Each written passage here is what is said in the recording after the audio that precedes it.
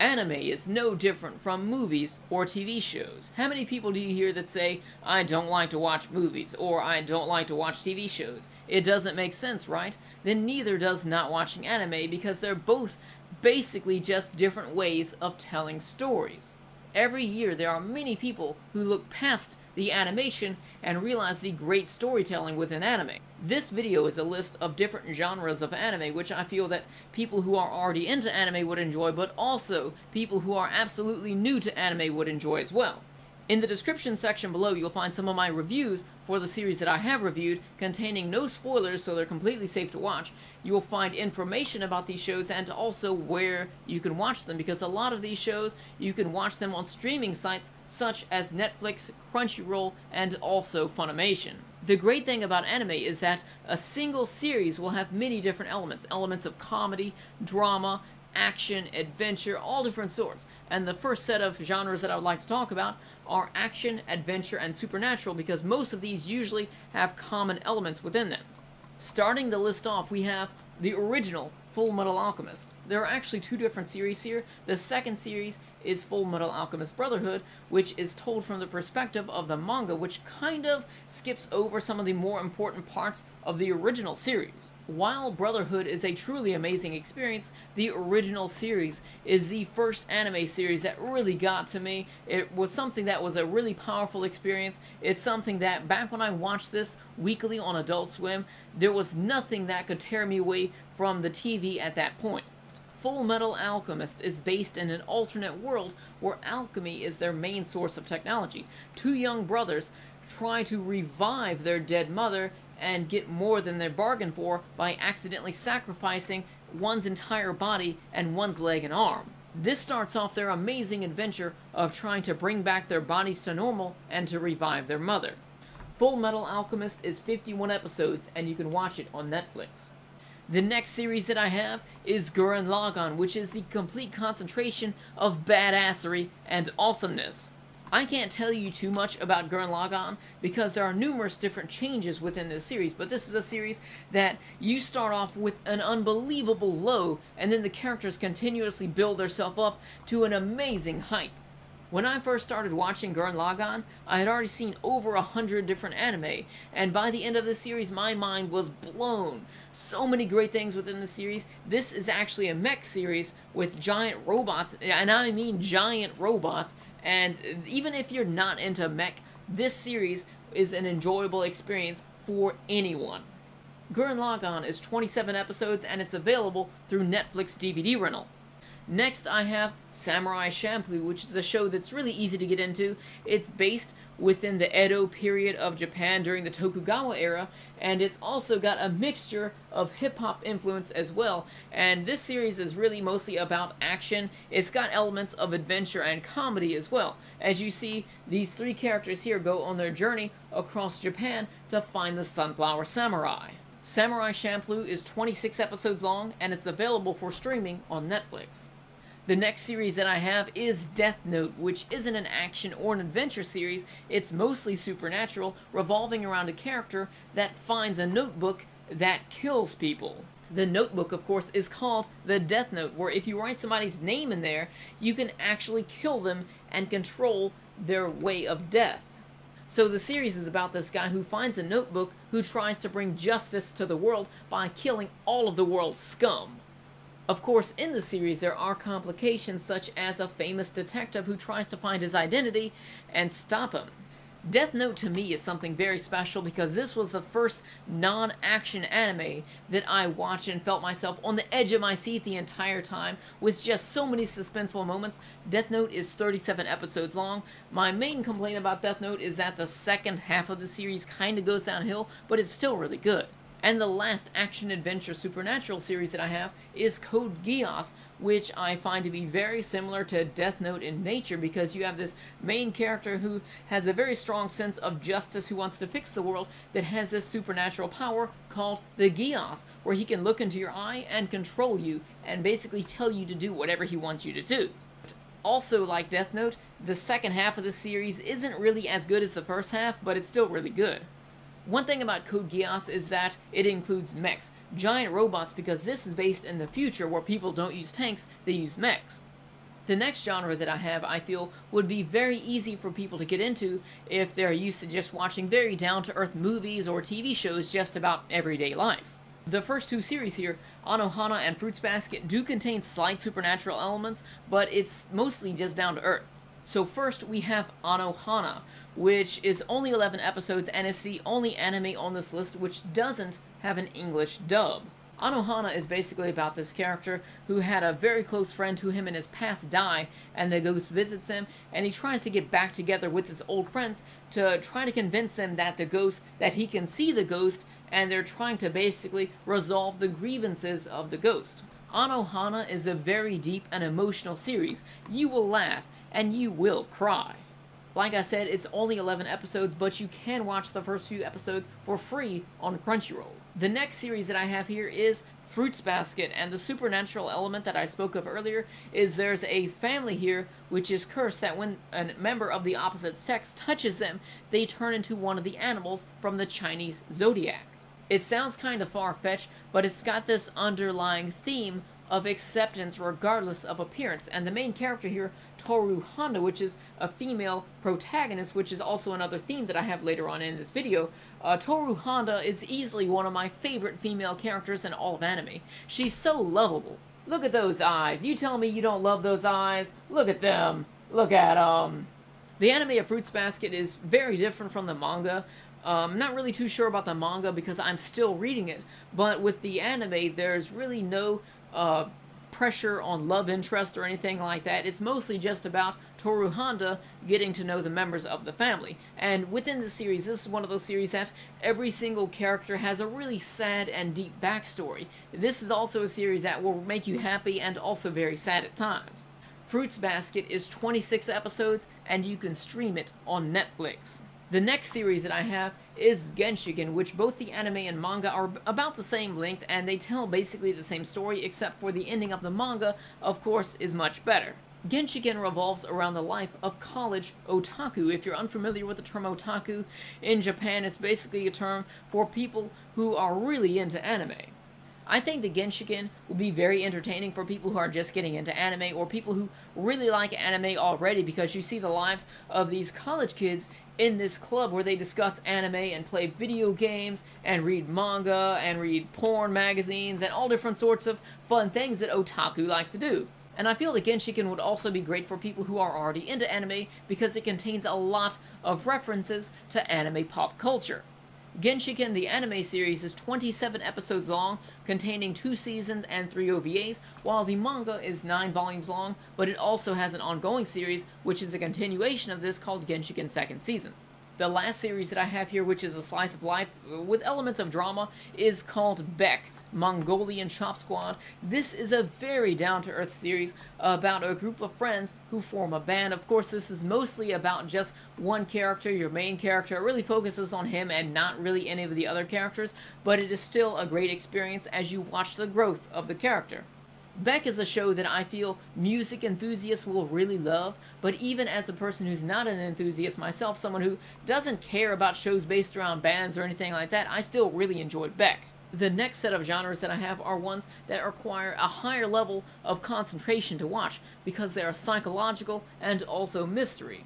I combine these two elements together because usually the psychological series are more of a mystery because you're trying to uncover the mystery of the series and find out what's happening. Some of these series you probably won't understand unless you pay attention to a lot of the details. You might have to watch them twice to uncover more of the story. Starting off, I have Serial Experiments Lain, which is one of the pioneers in psychological anime series. This is a series about a girl. She gets really involved with the computers and the internet, and it's a bit of a mystery as far as what's going on with her because she starts experiencing different things in her life. I don't want to go too much into this and spoil it because you need to find out everything for yourself.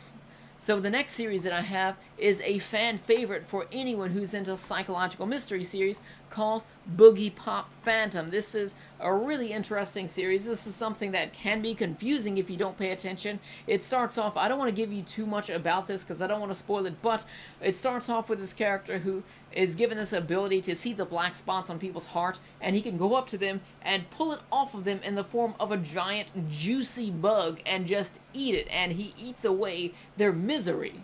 Boogie Pop Phantom I felt was very interesting, and it's only 12 episodes.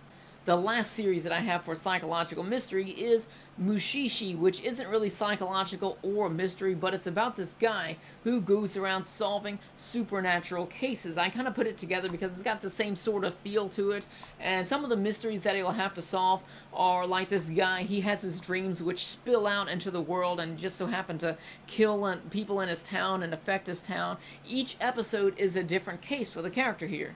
Mushishi is 26 episodes long, and you can watch this on Funimation. The next genre that I have is comedy. Now, when it comes to comedy, I am very picky, so this only has one show. There are other shows that are really funny, but I feel may not be good for people who are just getting into anime, such as Sergeant Frog, Shin-Chan, and also The Slayers. Those are really funny series, but they just go on for so long. The series that I have here is a very short series, which is my favorite comedy series, Excel Saga.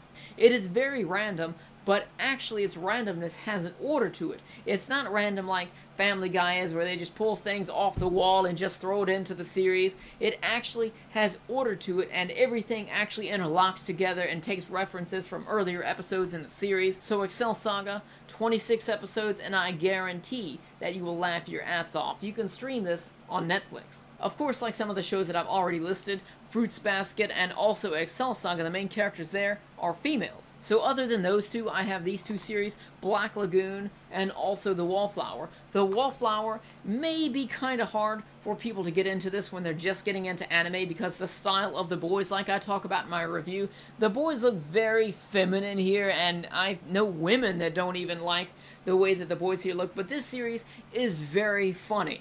I would have to say that Wallflower is easily one of my top 3 comedy anime series.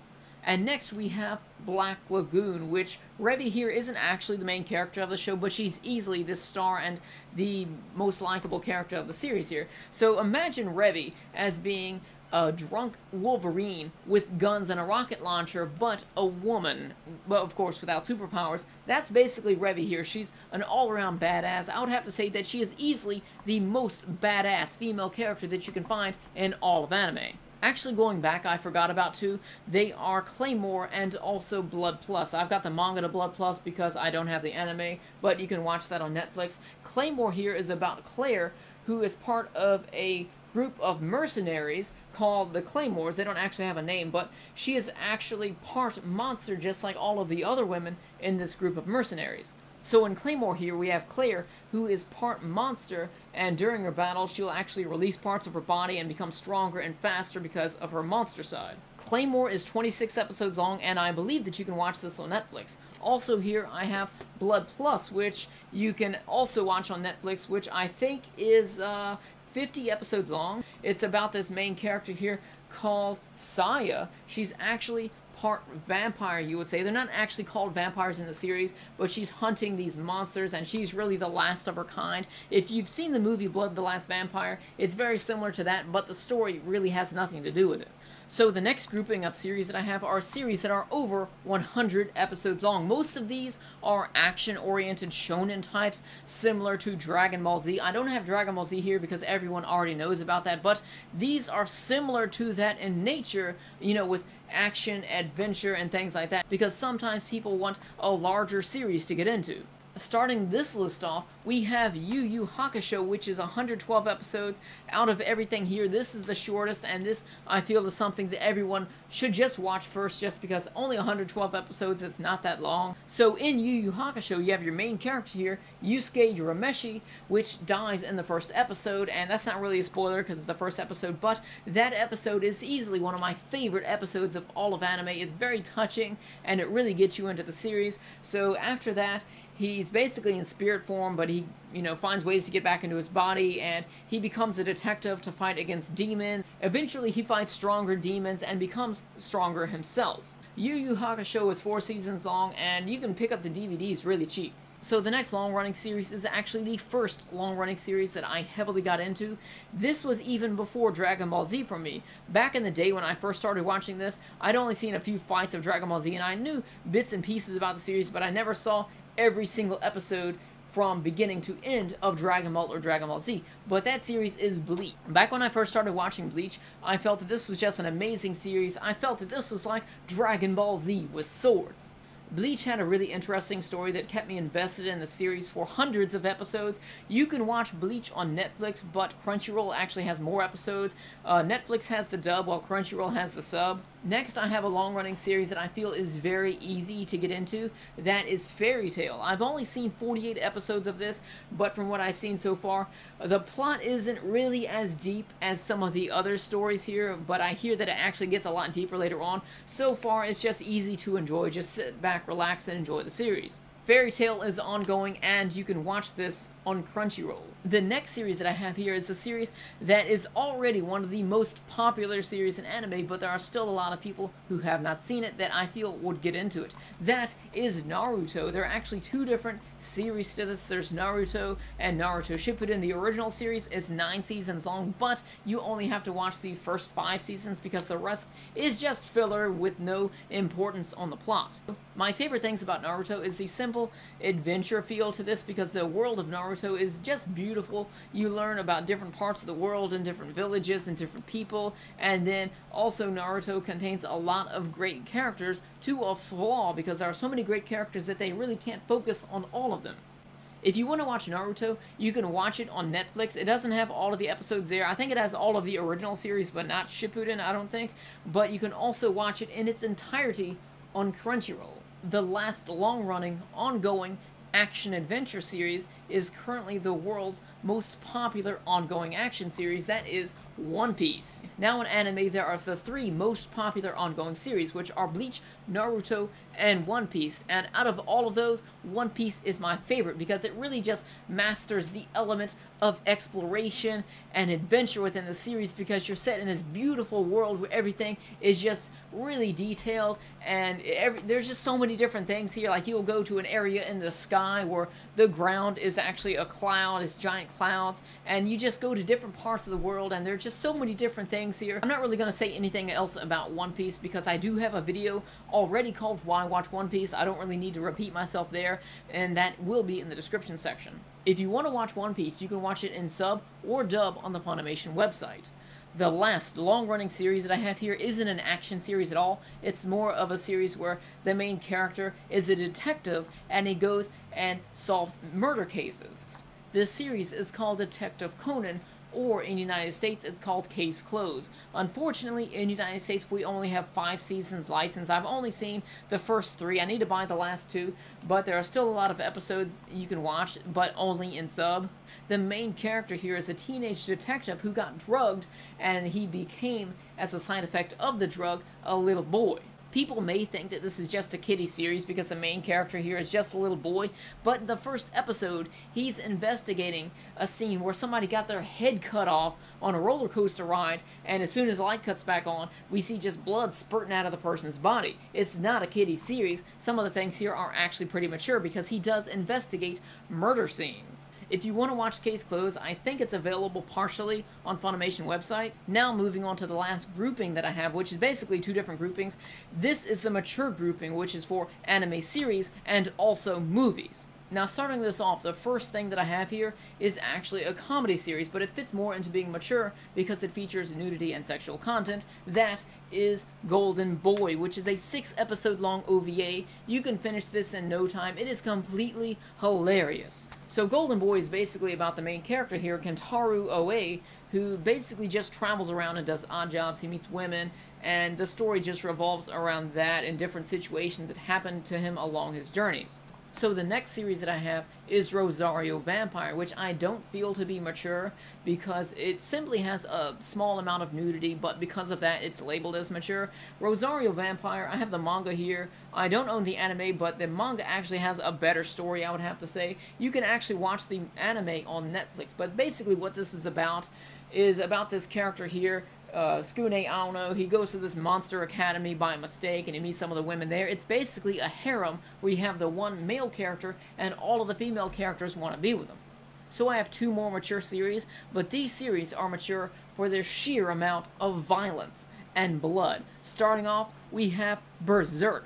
Berserk is 25 episodes long. This is very mature, but the story here, the story is just beautiful. There are so many twists and different things happening, and it really takes you a long way from the beginning of the series. It's basically about this character here. I have the case upside down, Guts, and he is basically just a mercenary. He goes through wars, just making money that way. He basically just lives on his own. He's basically a nomad, and he comes across this group of mercenaries called the Band of the Hawk, which are led by a character called Griffith. I actually have a review if you want to get more into that without spoilers, of course, just like many of these other series.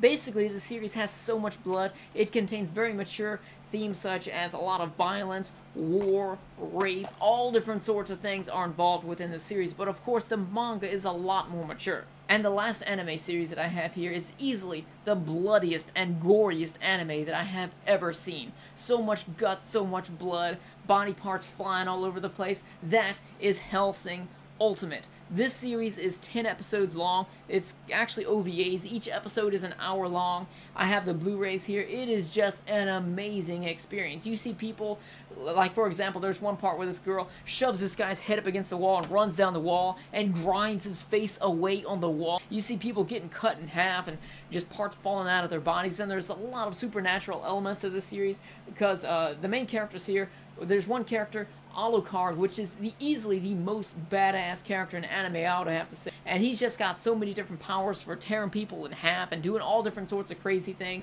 People get their faces bit off here, all different sorts of craziness. I would have to recommend this for anyone who's got some sort of bloodlust and want to see all sorts of gore in anime.